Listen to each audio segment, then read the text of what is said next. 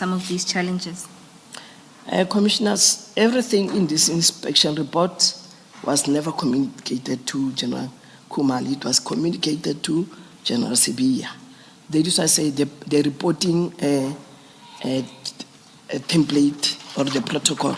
You speak with General Sibiya. By that time, General Sibiya was supposed to call General Khumalo just to bring this to his attention. Myself and the team were just doing the inspection. Now we are giving the outcome of the inspection to General Sibiya to take it further with General Khumalo. And then, General, at paragraph 30, can you confirm those are the 3 cases wherein there were missing statements that you referred to earlier? Yes, Commissioners, Mkhwanazi case 479 of 4/2016, 10 statement missing. I just mentioned here the victim was an ANC member. And then the Greytown case 2 of 11/2018, which is murder, 32 statements. Actually here, I think, Commissioner, it was a typo from ourselves. Let me apologize. It's not 10 statements, it's 12. 32 statement is the one of Mthatha, the one of the murder. So for Greytown, it must read as 12 statement, not 32. Thank you, General. Can you please explain the Mthatha case? My recollection, which may not necessarily be accurate, is that in the Eastern Cape, the cases investigated by the PKTT were Fort Hare cases.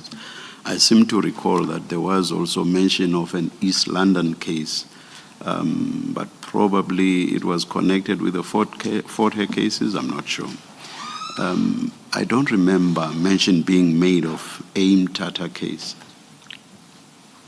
Commissioners, at the initial stages, we spoke about 118 dockets. Actually, we were supposed to say 121. Let me apologize for not taking you through. So PKTT, through the testimony of General Khumalo and the National Commission, they did mention the cases from Eastern Cape. So when the docket were taken back, after 3 weeks. My issue is not with the 118, 121, because my understanding was still that to make up the total of 121, yes. 3 cases were added from the Fort Hare cases. So what I'm saying is, I don't remember a Mthatha case ever being mentioned. I don't quite see why the Mthatha case would have been part of the Fort Hare cases.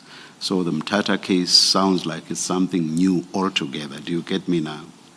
So I was just trying to understand where and how the Mthatha case features. Commissioners, 121 dockets actually is this docket. Is 2 dockets from Mthatha and 1 from Alice, which was part of Fort Hare. But when the docket were brought, later, the 3 dockets, it was Alice and 2 Mthatha. So the 2 Mthatha is this one. Thank you, thank you. Okay, thanks, Commissioner. All right, thank you. Chair, if I may be of assistance, in General Masimola's testimony, he indicated that there was a trip to Fort Hare when there was a directive for them to include it as part of the PKTT's mandate, said there was uproar about a particular murder, which was the Namla case, and he then requested head office to give that case over to the PKTT. So it wasn't related to Fort Hare, but was added because of a public outcry at the time they were there to address the Fort Hare issues. Thank you, thank you. General, you then deal with the stalling of investigations that you noted at paragraph 31. Can you explain what you mean by stalled investigations? Commissioners, by stalling investigations, I just want to illustrate that the 121 dockets, they were stalled for some period. The oldest docket is from 2016, where suspects were identified through Section 205 Sapuna, but the suspects were not arrested. And then in the big inspection report or inspection matrix or schedule, the last entry on this docket, I think it was investigation was done on 2023. In this report, commissioners, I was just highlighting to General Sibia the outcome from. I didn't take all the 121 docket to put them here. I was just highlighting, like 2016, we are now at 2025, but the last entry in the docket, it was 2023. And then the other, if I'm not mistaken, from the inspection report, and the other one was no evidence of investigations conducted in some dockets from 2016 until 2024. Senior public prosecutor and director of public prosecution's instructions were ignored, not complied with. Forensic ballistic reports are outstanding for a lengthy period of time.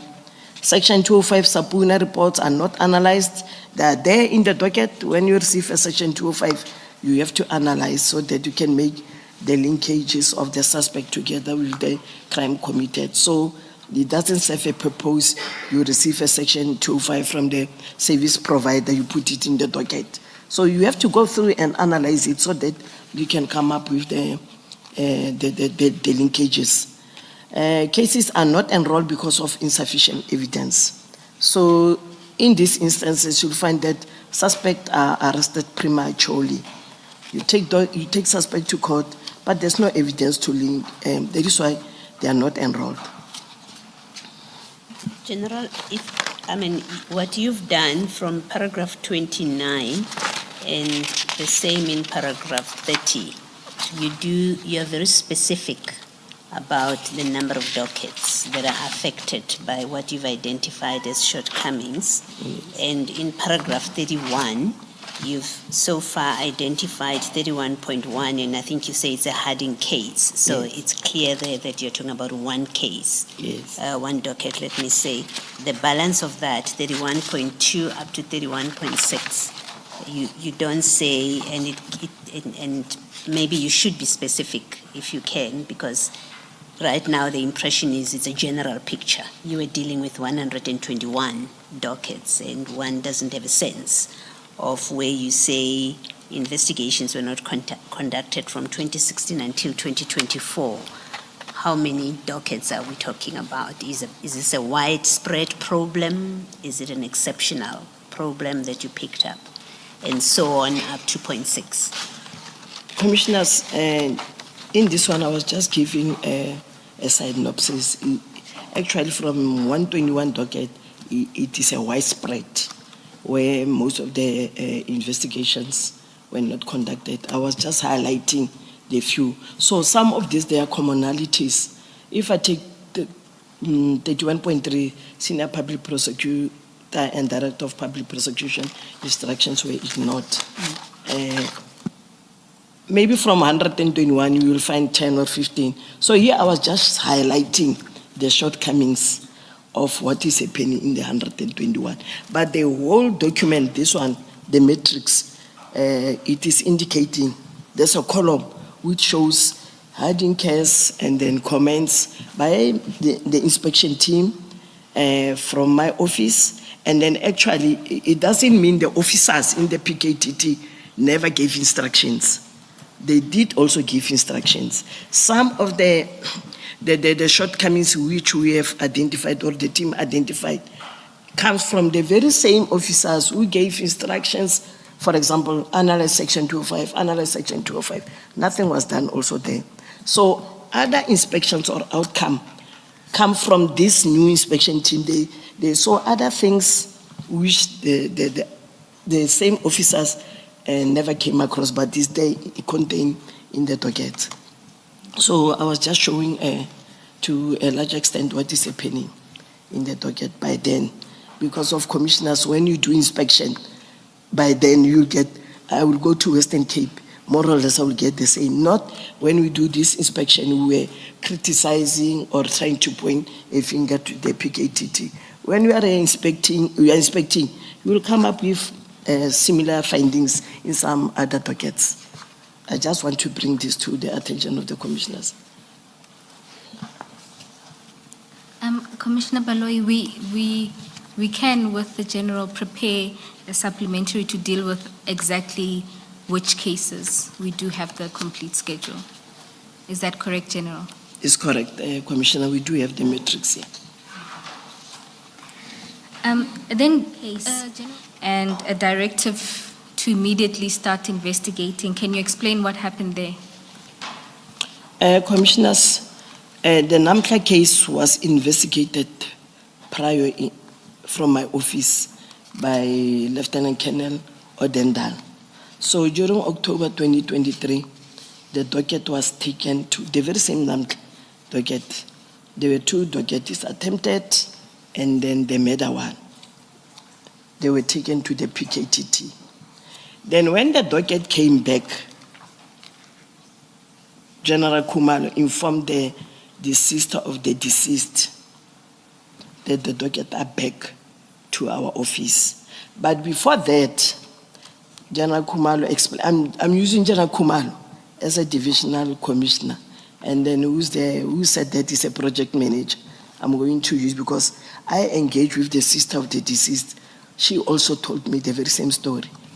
That when the docket before they were taken to our office, General Khumalo explained to the sister that they identified a motive and they were supposed to go through with the takedown of the target. And then the target applied for an interdict against the investigation. So there was an interim, there was an interdict, let me say there was an interdict against the investigation, but it was dismissed by the Mthatha High Court, I think this year, January or February. And then later, when they were still busy again now to make the takedown, Commissioner, now we are speaking things of last year. I think it was somewhere October. The docket was taken 2023. They were busy with whatever investigation. Then last year, when they were supposed to conduct a takedown, they identified most the motive and the target. There was an interdict. It was dismissed this year. General Khumalo told their sister that when they were supposed to do now is another takedown this year, the docket was recalled by General CB. Said they couldn't conduct a takedown this year, even last year, because of the interdict. So the sister called General Sibiya, complaining as if we are taking them as a family for a ride. Then General Sibiya gave me the number of the sister. I took this docket from when they were still busy with the inspections. I took this docket, gave it to Captain van der Berg, because he was familiar with this docket. He used to work it with Colonel Odenda. And then I took it from him, but he was attending a lot of high court matters. Then by that time, I had 2 members whom I deployed in Quebec. They were investigating the insurance matters, which is very prevalent in Eastern Cape, especially in Quebec. Then I took this docket so that whilst they are in Eastern Cape, they must conduct investigation in this docket. Then the sister, through that explanation, she was happy. Then she communicated with Colonel Kenen and Mapeto. They were now the new investigating officer of this matter. So whilst they were also investigating, that's when now the docket now taken back to KZN. I was just explaining here what transpired of the Mthatha case, the Namla one. That's the whole thing in paragraph. Does that, General, not illustrate the problem created with the taking of dockets? Because now they are supposed to execute the takedown, but they don't have the docket with them. So that takedown never happens because they don't have the docket. It never happened because the PKTT, they are the one who identified the target.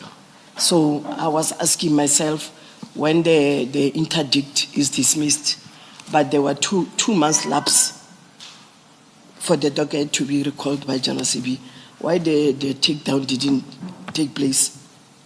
Because they've identified most the target last year.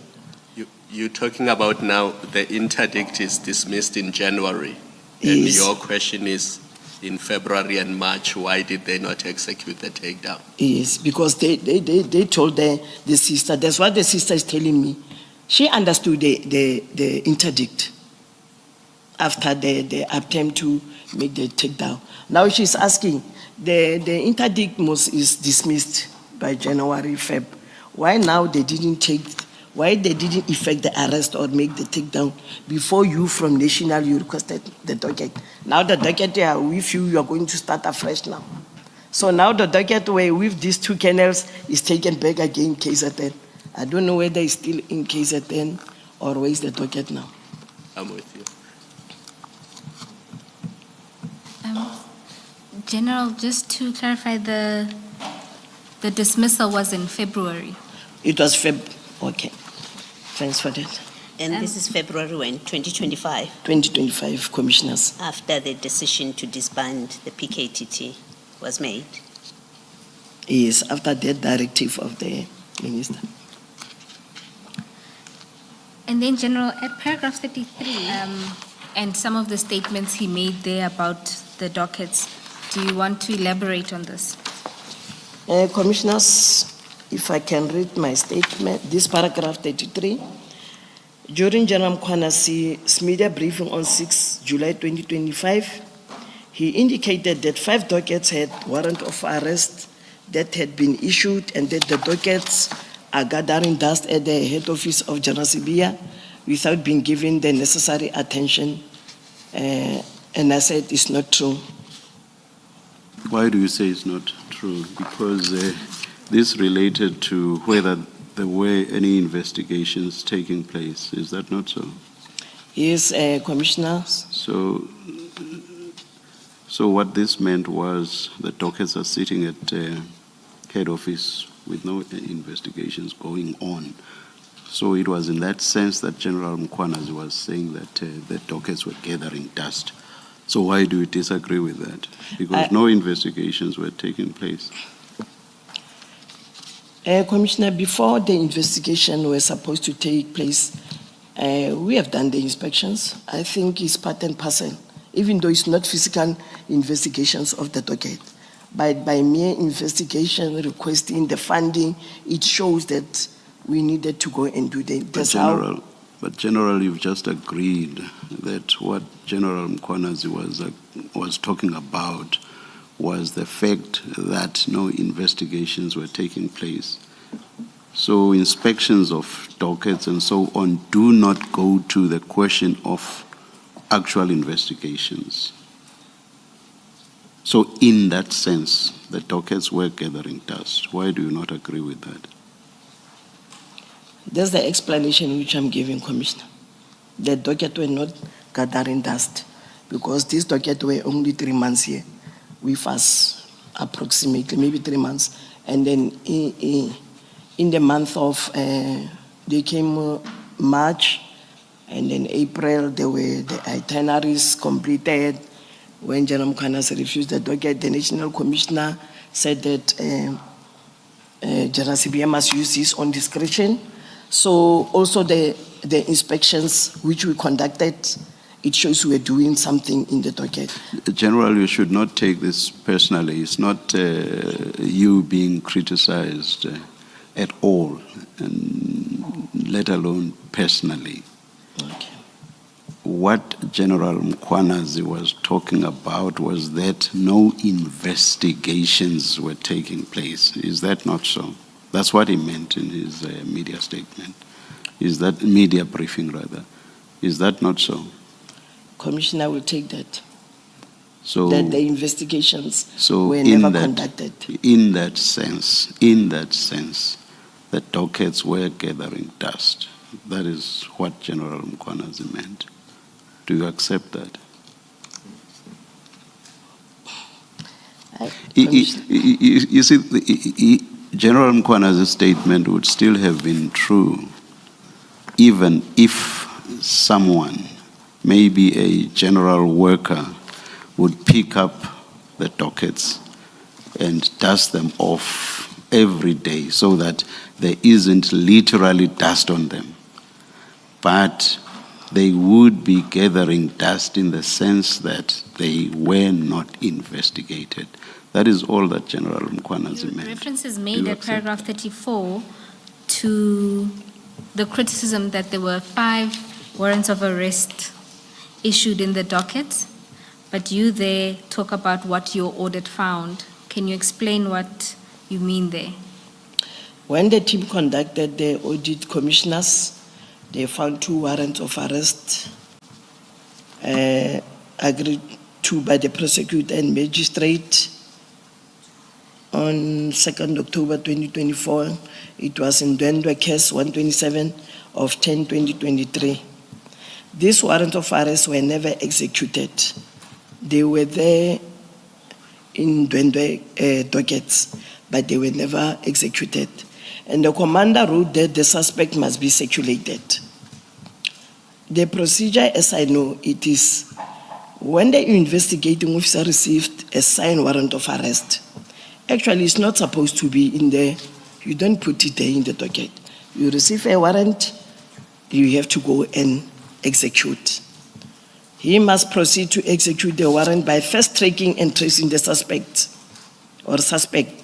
If there are no leads regarding the suspect whereabout, the investigating officer would then complete an SAP 55 for purposes of circulation and send this to the Criminal Record Center for further circulation in the database of wanted circulated persons. Can you please explain the concept of circulating a suspect? What does that mean?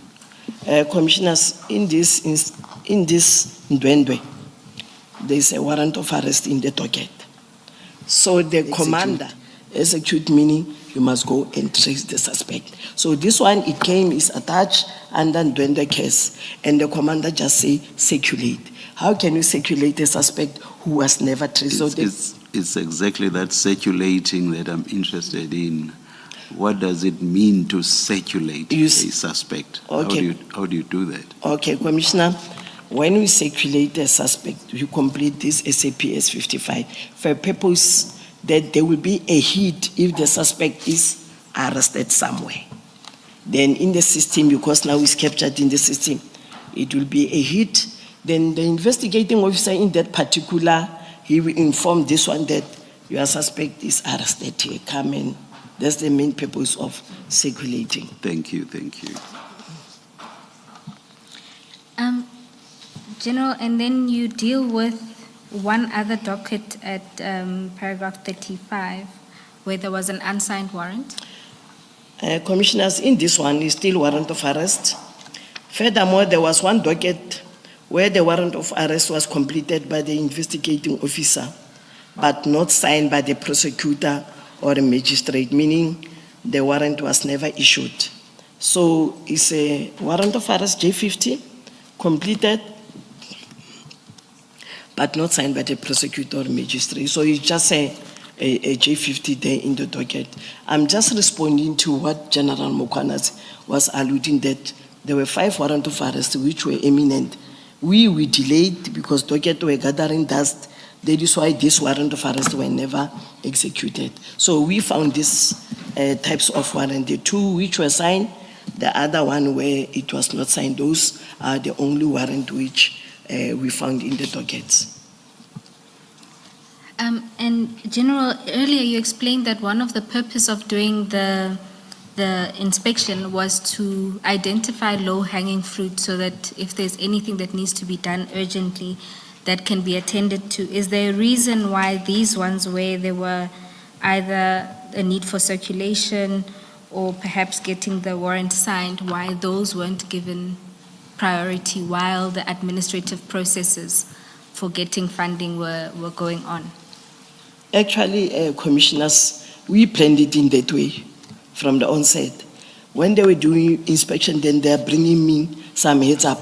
I even suggested, how about maybe before we look into the funding, we look into our own monies, the one which I'm having, then we go and execute on especially these 2 warrant of arrest. So that, at least because you can see they are there, and they were issued last year, October, the 2nd of October 2024, if I'm not mistaken. they were issued last year, now is this year, they've never been executed. We thought it in that line that these low-hanging fruits, if we got money, we are going to start first, like the one which I mentioned, where I said 23 suspect were witness identified suspect. Those were the first dockets which we wanted to start with, actually. So, General, the question still remains, why wasn't this done if that could have been done while you were waiting for the big money issue to be settled? Commissioners, when we look into our coffers, especially my budget, we didn't have enough money to embark and conduct this investigation. We wanted to go there, but because of money, because finance office, they are the one which will guide you. Immediately when you write there that this docket come, you have to outlay what is happening. This docket come from the PKTT. They all know that there's money being allocated to PKTT. Then we have to explain. That is why now we took this route of requesting for an extra budget. So, General, these dockets, at least the two that you've given dates for, the October one, October 2024, we know there's a period of about 2 months before the PKTT is disbanded. You are saying in that period, in that window period before they were disbanded, these warrants should have been executed in that period. By the PKTT? Yes, I understand that. You're saying in that 2 months period. Yes, before, yes. Then the PKTT is disbanded on the 31st, at least that's the directive. So for all intents and purposes, as far as the minister is concerned, it seems that from the 31st of December or from the 1st of January, there's no PKTT to speak of. I guess that's why General Sibia instructs that the files must come back, the dockets must come to Johannesburg, to Pretoria rather. Now, what that means, and this speaks to an earlier point by Commissioner Khumalo, that because of this decision, we know now that from January up to whenever these dockets were returned to KZN, these two warrants were never executed. On your explanation, because you were waiting for a budget. Yes, Commissioners. Thank you. General, just to complete the point, it was also not possible for you counterpart, I think it's, is it Major General Gopal? Yes, Major General Gopal. In the same component, especially for the urgent matters to be attended to. Commissioners, really, we never communicated with them. This is the outcome of the inspection, and then we never communicated. Up until we finished by 30th May, we have never communicated and brought to their attention that we found 2 warrants of arrest in the docket. How about maybe you expedite? We never communicated with them.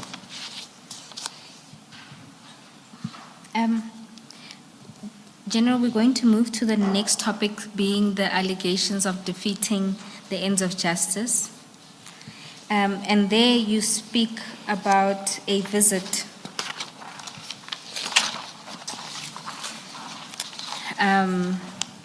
You first talk about the funding request that was sent. Do you want to explain what happened with that funding request?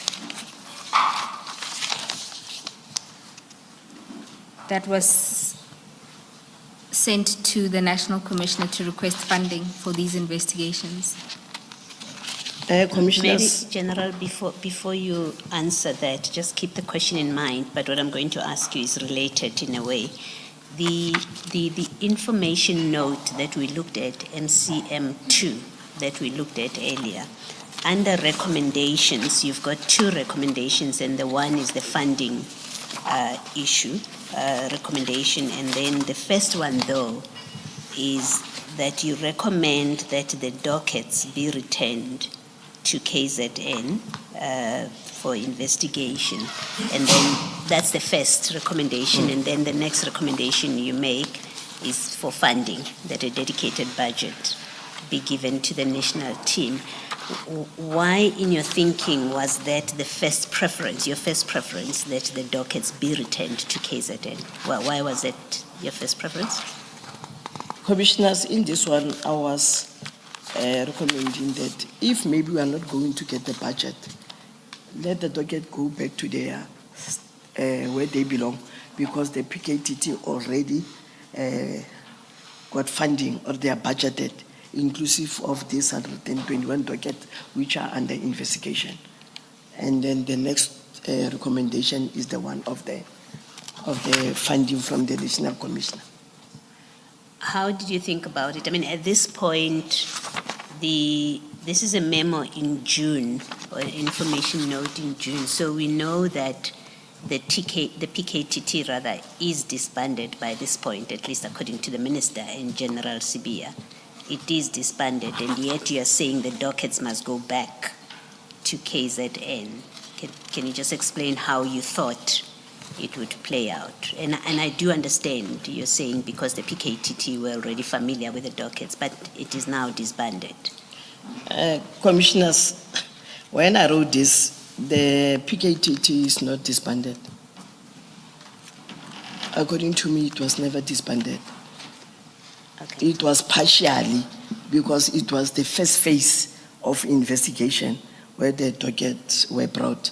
But they are still operating, and they were still operating whilst I was, and when there was no formal directive for us to say that now the PKTT is no more. So I was just making these recommendations that if maybe the National Commissioner then can't apportion some budget for us, then this docket, they must go back to the PKTT because they were still operating. Because practically they were still operating. Yeah, practically they were still operating. Thank you.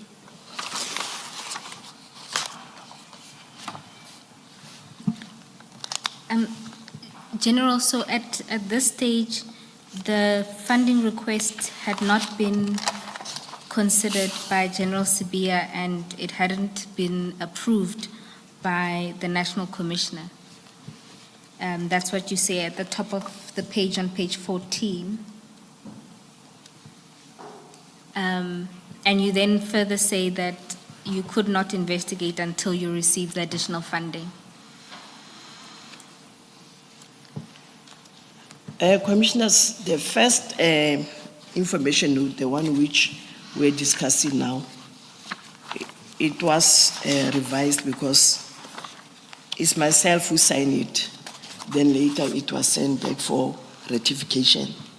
But the signed one, myself, I was not in the office, I was in another meeting. It was signed by Brigadier Tata on my behalf. So this one is the first one where myself, I've signed it, but it was never signed by the Divisional Commissioner because it was sent back from the office of the Divisional Commissioner for some ratification. We just put it here to show that actually we started this request for funding on the 23rd of June.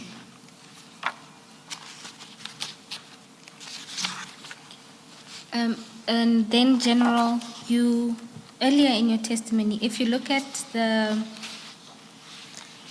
information note MCM 3 at page 17, which would have been the initial one, and the corrected one is at page 19, MCM 4. You'll recall I asked you about paragraph 2.1 in a different document. That would have been the summary of the audit findings that you provided about the background section where you say that Lieutenant General Sibia was the acting commissioner. This is found again at this information note, which you prepared in June 23, and then again in the revised one, which was signed by Brigadier Tata on the 1st of July, acting National Commissioner at the time.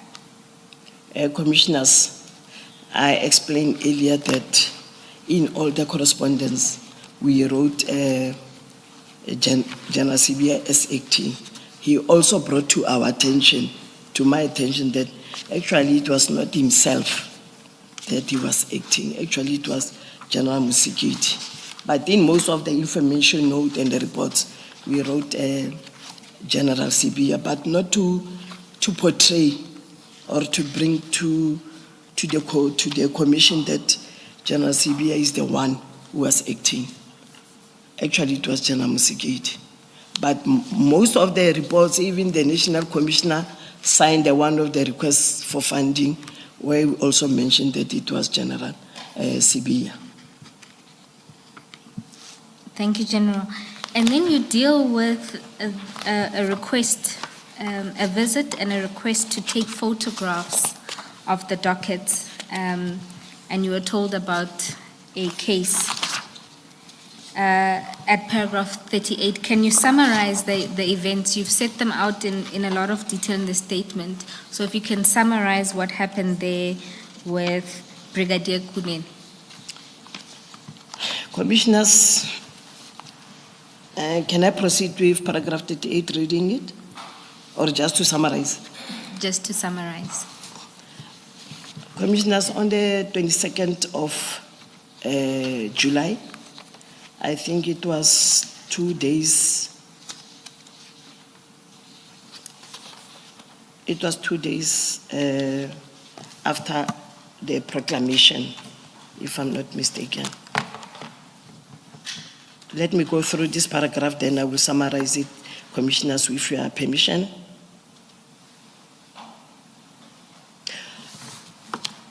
On the 15th of July, I received a call from General Mangali. He is the component head of Criminal Record and Crime Scene Management, National Office.